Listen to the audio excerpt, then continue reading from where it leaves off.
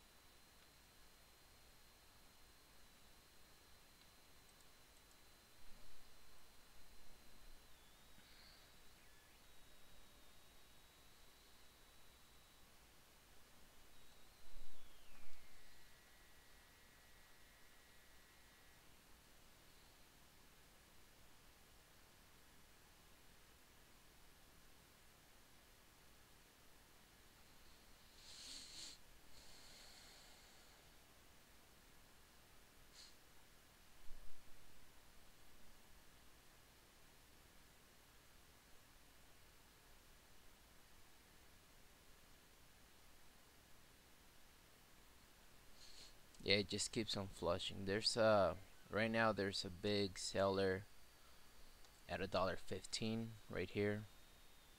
There's about 5,000 shares available, so I don't think it'll break out unless it does a small reversal.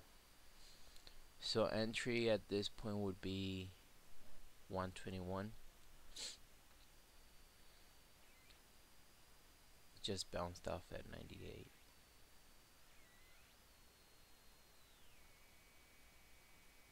So the bid needs to hold above 98. There's some bid propping.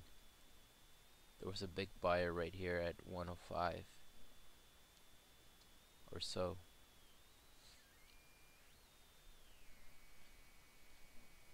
Still has potential, so still looking at it for a long position.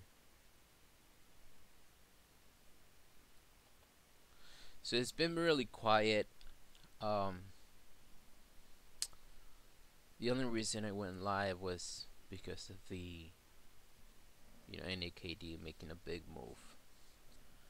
So that's really the only thing that's actually interesting.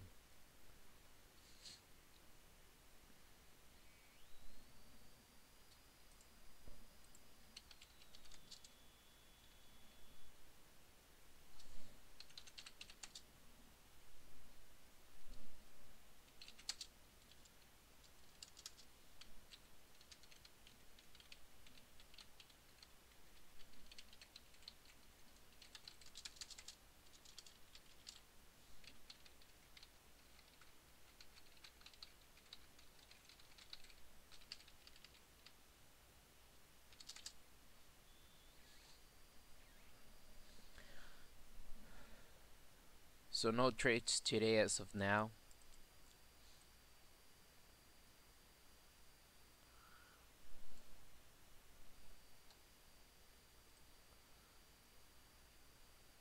NAKD right now it's bouncing.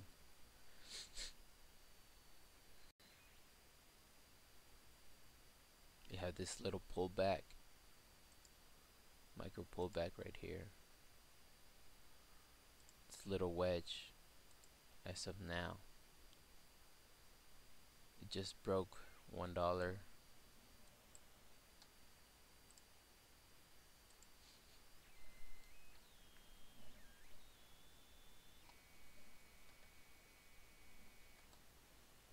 There's not that many sellers, so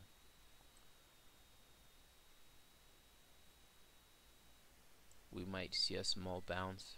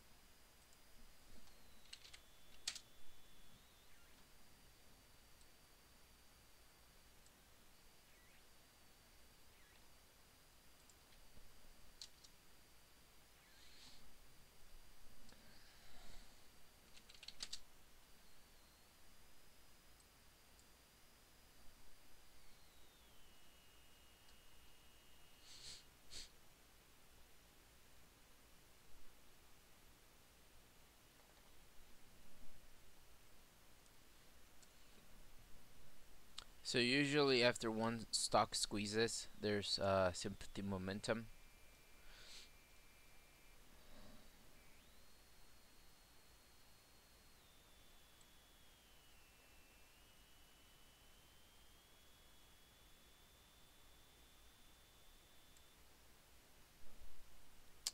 So TNX possible entry at 35. Right now it has one small little pivot right there. So usually, um, yeah, it just just resumed lower.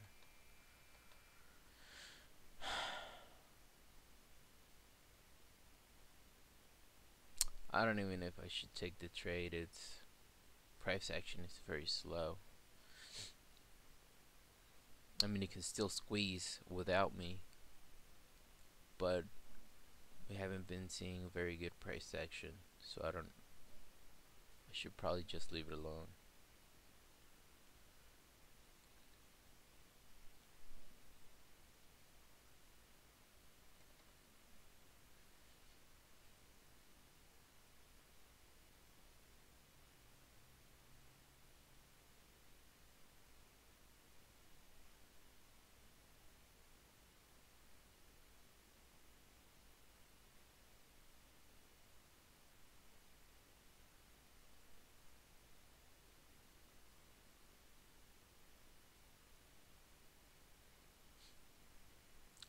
Buying 35.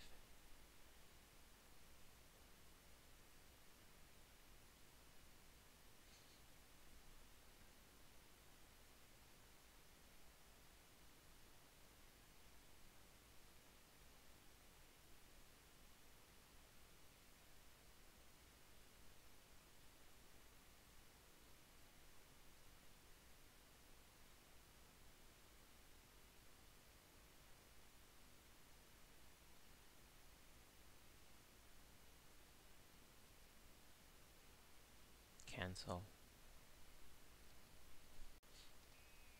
So the reason I'm not interested in anymore is that the current low of this candle is 133, but the bid dropped to 32. There is support at 30 right here. We have um, 2,000 shares available at the bid. So that's support that would be considered support, but it's just very slow. Not much is happening.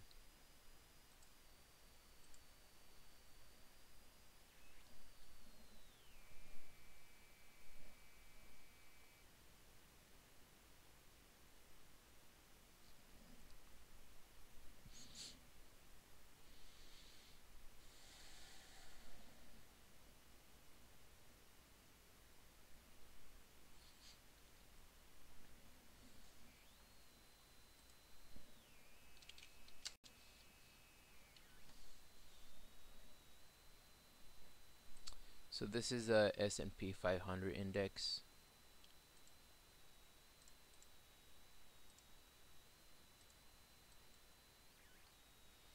and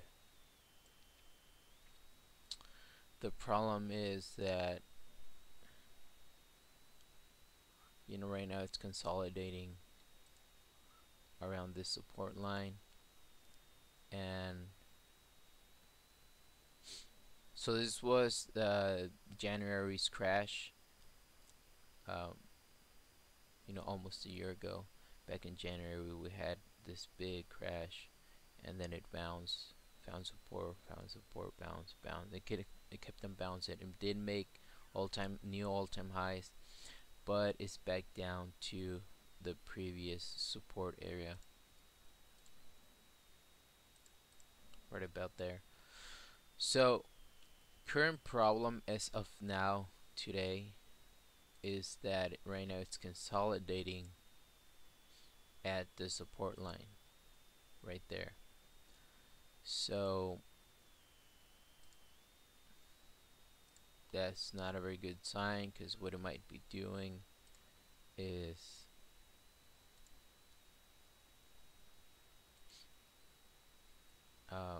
there's a trend line. It found support, came back down, bounce, found support, and bounce, and then it broke that trend line. So right now these red candles just came back up and retested, and this current green candle, it is a green candle, it's a good sign, but what this usually means is that it broke the trend line, it came back up and couldn't break back over the trend line, so now the trend line is acting as resistance. That this is the S&P 500 for the overall market. There is talk about a possible recession. So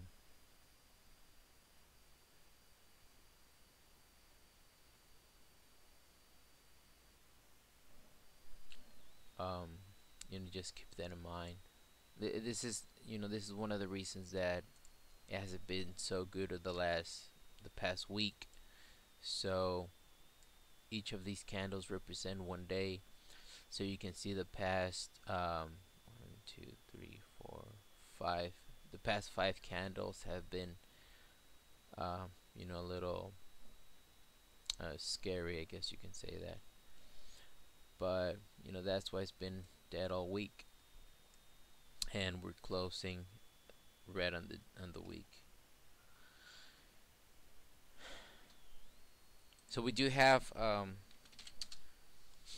just like the S&P 500. This is IWM is for the top 2,000 stocks or low price stocks,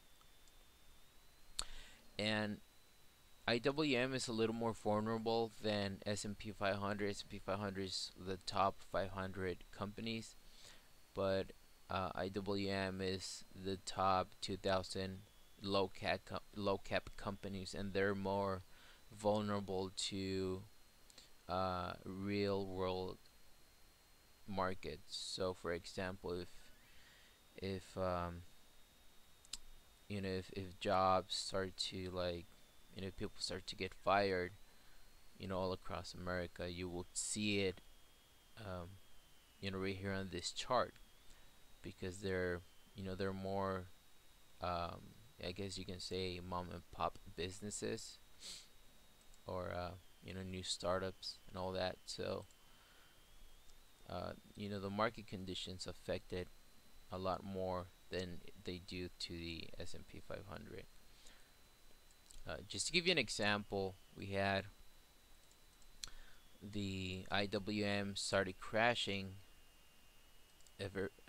back. It started back in September. Right here, these candles. Um, it started doing not so good since September, and then by the end of September, started crashing, and the S&P 500, if you look at it back in September or the end of September, were these candles. So IWM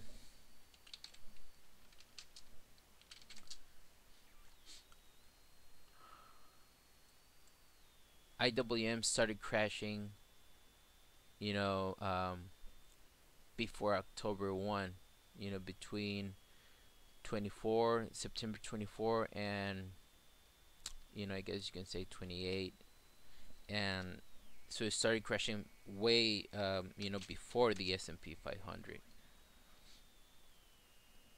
The S&P 500, you couldn't tell that it was crashing until these candles, which were October 4th through at least October 9th. So IWM started crashing 1 week before the S&P 500. So that's just to give you an idea that you see real world market conditions a little more on IWM, because they're like I say, they're like real, they're small companies, but the markets affected a lot more. So that's why you see it more pronounced on IWM, iShares Russell 2000 ETF. This is available to this instrument is available to buy and sell 24/5. So that's only available when there's a possibility of a recession. In case you didn't know that, the EXTO. So when we're in a good market, you're not gonna see EXTO. So that's just something to keep in mind. So I'm just gonna call it a day. Nothing popped up. Nothing on the scanners. NAKD was the only interesting one.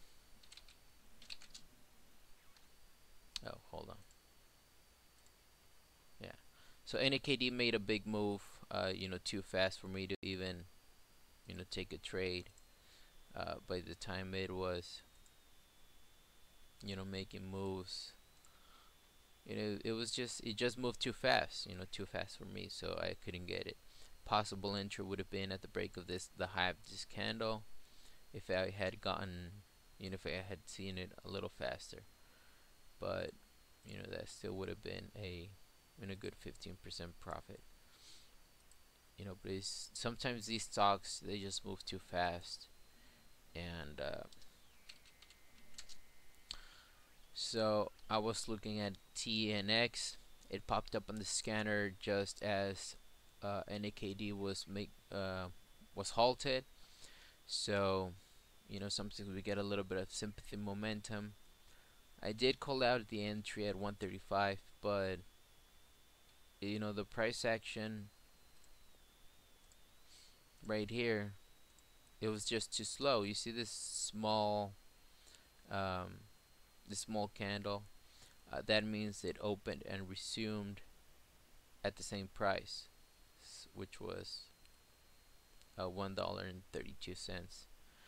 So that's zero price action for a whole minute if you compare it to NAKD.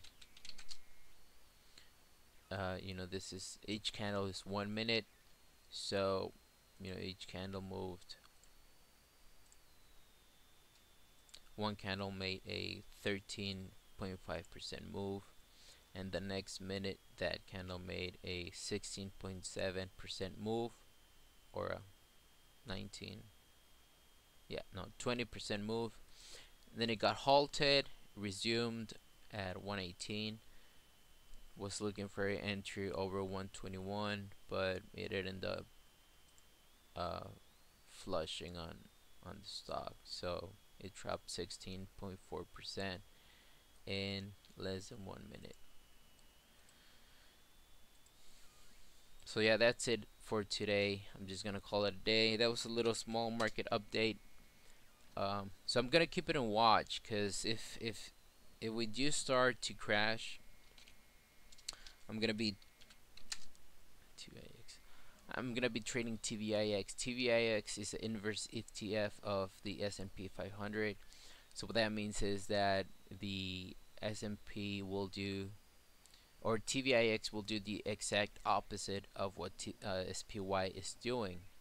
So let's just compare them. Well, you know what? Hold on.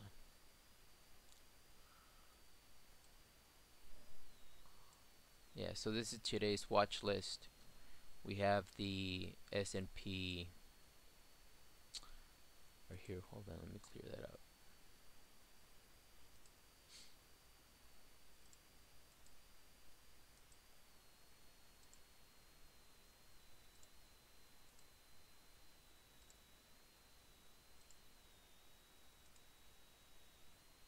Oh, there's no drawings there. Give me a second.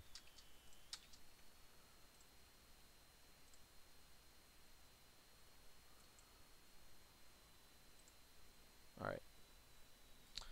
So that's IWM. If you compare IWM and S&P 500, they almost have identical charts.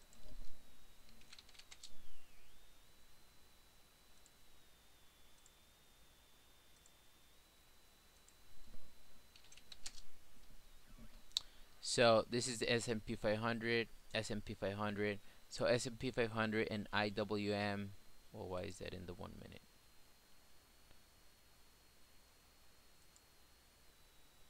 Okay, hold on. There we go. So you can see that S&P 500 and IWM are almost identical. These are 1 day candles, which means they represent one full day's price action for the past 3 months. So this is both for the past 3 months, and you can see that S&P 500 didn't crash until at least October 4th, and IWM didn't crash at least until 1 week before. So that would be September 24th. I mean, you can really tell, but you could tell really clearly that we were, or the market was not very good in September 26th on this candle. So it started crashing. It found support, broke support, found support again, bounced, and found support again. And right now, what it's doing is doing the same thing as the S&P 500. It's just retesting that trend line. Came back, couldn't break back over the trend line, and right now it's currently, it did found a little bit of support right here around 141. So if IWM breaks 141, and as well as the S&P 500, if it breaks 258.53, I'm gonna be looking for an entry on TVIX, because TVIX does the exact opposite of the S&P 500. So you can see we have red candles, September 10ish, and then we have green candles on September 10ish. Small pullback, and then another breakout on what is this, October? Oh, that was October 10ish. Sorry about that. October 25s, and then we have another breakdown at October 25s. So just it broke down, bounced, and then it broke resistance, and it pulled back, bounced, and then the S&P 500 broke back down, hit resistance, came back down, found support, came back up, and then the TVIX found resistance, came back down. So same thing with S&P 500 and IWM, is that TVIX has this trend line as well, and it broke the trend line, it retested the trend line, couldn't break back down the trend line, and right now it's currently bouncing. So really the key to look on, or to look after, are these right there. And on the S&P 500, we want to be looking at these candles right here, and IWM, we want to be looking at